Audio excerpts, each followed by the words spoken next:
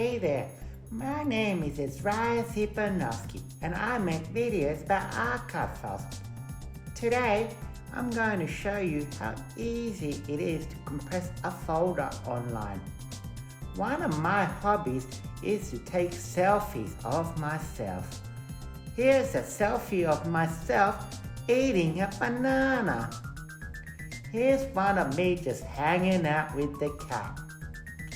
Here's one of me having a crazy old time with a chicken. I have lots and lots of selfies, all organized into a folder called Selfies. To compress that folder full of selfies, all I have to do is click on Browse and choose the folder.